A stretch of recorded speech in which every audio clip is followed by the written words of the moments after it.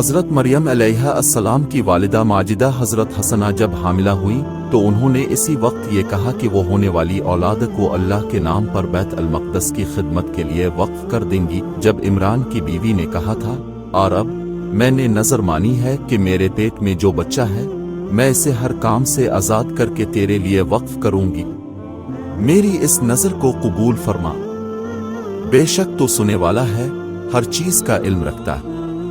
پھر جب ان سے لڑکی پیدا ہوئی تو وہ حسرت سے کہنے لگے، اور اب یہ تو مجھ سے لڑکی پیدا ہو گئی ہے، حالانکہ اللہ کو خوب معلوم تھا کہ ان کے یہاں کیا پیدا ہوا ہے، اور لڑکا لڑکی جیسا نہیں ہوتا۔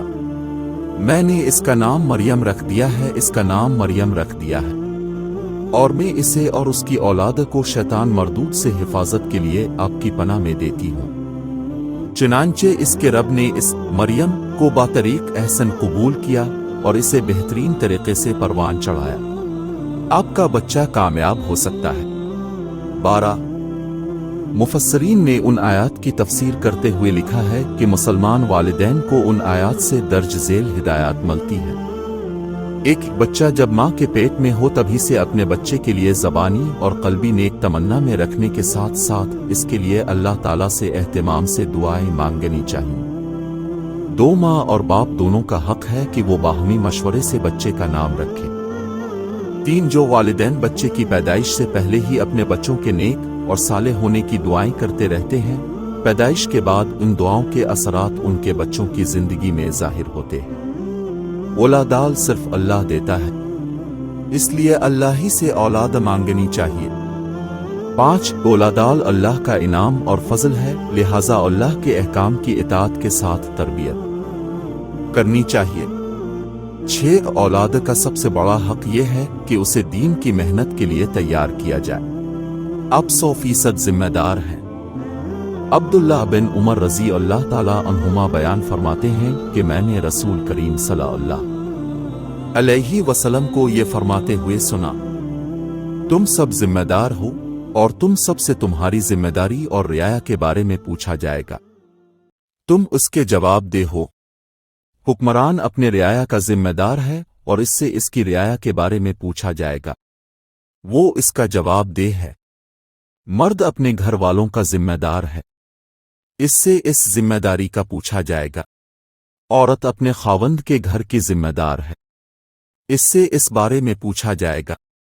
اور خادم ذمہ دار ہے اپنے مالک کے مال کا، اس سے اس مال کے بارے میں پوچھا جائے گا۔ یہ حدیث بہت واضح کرتی ہے کہ اولاد کے برتاؤ، کردار اور شخصیت سازی کی ذمہ داری والدین پر عائد ہوتی ہے۔ عموماً والدین اس غلط فہمی میں رہتے ہیں کہ یہ ذمہ داری ان کے اسکول کے اساتذہ پر ہے، لیکن یہاں یہ واضح کرنا ضروری ہے کہ بچوں کی شخصیت سازی اور کردار سازی کے 90% ذمہ دار بچوں کے والدین ہوتے ہیں۔ ذمہ دار ماں اور باپ کی حیثیت سے آپ کو درج ذیل کام کرنے ہوں گے۔ بچوں کو عملی مثالوں سے سمجھائیے۔ بچے بڑوں سے کہیں زیادہ گہرا مشاہدہ کرنے کی اہلیت رکھتے ہیں اور الفاظ کی بجائے تجربات سے بہت سیکھتے ہیں۔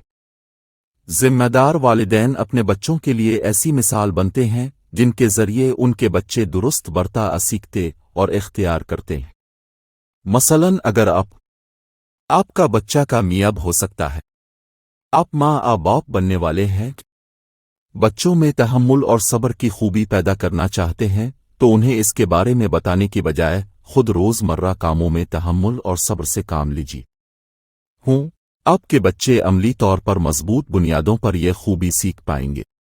2 تنقید کی بجائے حوصلہ افزائی کیجیے۔ والدین کی ایک بڑی ذمہ داری یہ بھی ہے کہ بچے کچھ بھی کریں تو ان کے عمل پر ان کی حوصلہ افزائی کرے۔ اگر کوئی کام نامکمل رہ گیا ہے تو اس کے لیے انہیں برا بھلا کہنے بجائے جو انہوں نے کر لیا ہے اس کے ذریعے سکھائے ان میں جو خوبی نہیں، اس پر با کہنے کی بجائے جو خوبی وہ رکھتے ہیں اس پر ان کی ستائش کیجیے۔ جو والدین اپنے بچوں پر مستقل تنقید کرتے رہتے ہیں ان کی خود توقیری مجروح ہوتی ہے۔